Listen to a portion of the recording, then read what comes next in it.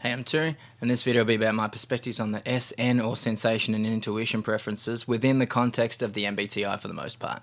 Like in my last video, I really want to stress how important the preference aspect is ultimately all that matters when it comes to your type within the MBTI.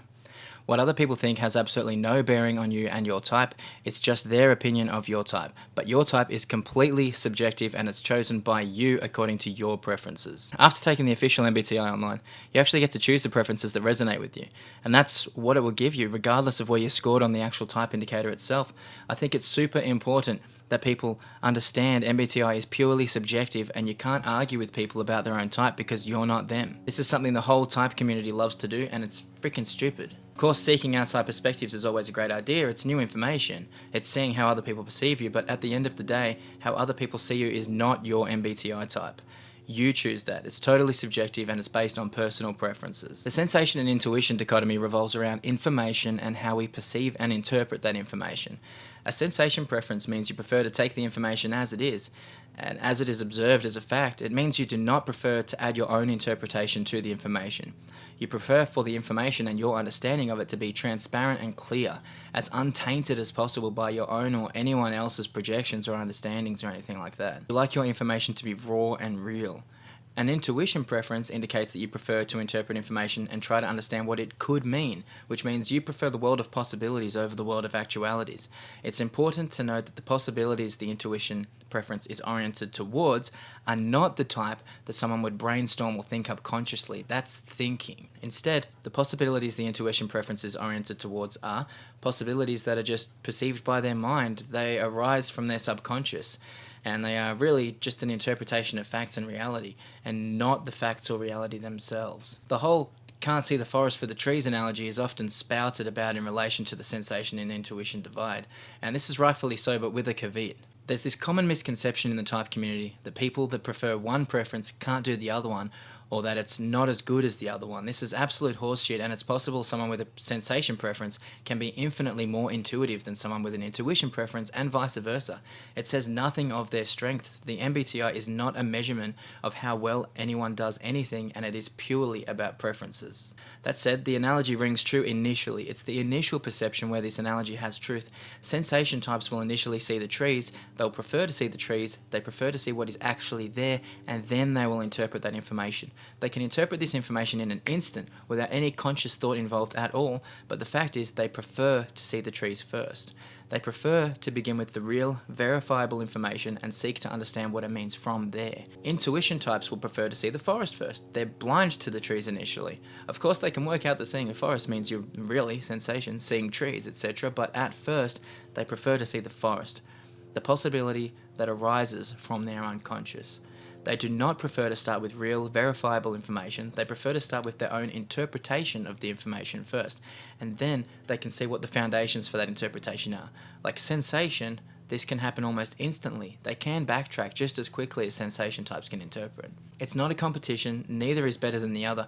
Both have their pros and both have their cons. It's just about which one you prefer. There's a fantastic little nugget found in Gifts Differing that says, whatever comes directly from the senses is part of the sensing type's own experience and is therefore trustworthy. What comes from other people indirectly through the spoken or written word is less trustworthy.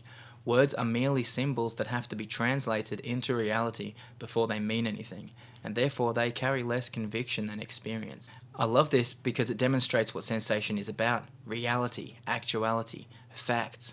What can be verified firsthand. The sensation preference doesn't want anything to do with how people interpret anything. It wants the actual facts, what really happened. You can liken sensation to a detective or a court of law.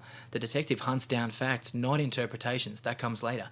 Initially, they want facts. Sherlock Holmes from the books is a great example of the sensation preference. So is L from Death Note.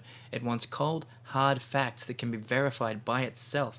Once it has the facts, then sensation will interpret the facts. A court of law isn't going to convince someone based on how someone perceives a situation or how someone has interpreted reality.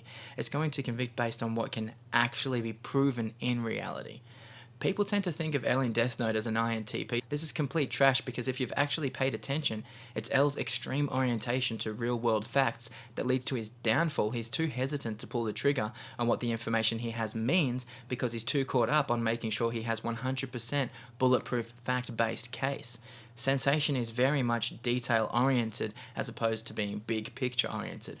I can't stand this comparison because it implies that sensation types can't see the big picture, when really, since they start with the facts and details, they end up with a more sound understanding and perspective of the big picture than many intuitives could even imagine anyway. But the comparison does have its truths. People with a sensation preference can get so caught up making sure everything is correct and real and verifiable that they never get anything done. They can feel that they're never actually ready to take the next step. They can be held back and suffocated by their own reliance on ensuring everything is as factually accurate as possible. At times, sensation can hold you back and anchor you in ways that aren't always positive or fruitful. Sometimes you just have to let it go, just accept that whatever you're doing is going to have to happen without everything being perfect or having a rock-solid, evidence-based, impenetrable defense. This is where Sherlock Holmes shines as an example of a healthy sensation preference. He gets the facts and details very quickly. He always starts with the facts over manifested possibilities, and then he interprets those facts with thinking, might I add, not intuition. The healthy part is how he's not anchored by the facts. He doesn't let the facts that he prefers to begin with hold him back from connecting the dots and perceiving the possibilities the facts harness within themselves. Of course, Sherlock is assisted here as his primary function is thinking and not sensation. He just has a sensation preference over intuition, in my opinion. His sensation serves his thinking, it's not the other way around.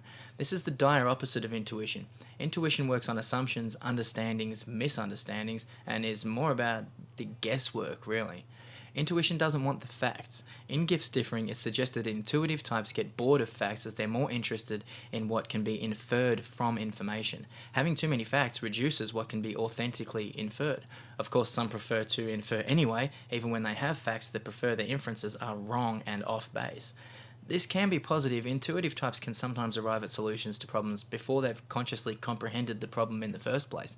They can sometimes offer great insight that might not be seen if someone were to rely on the facts first. Facts and reality can be a great distraction to someone with an intuition preference.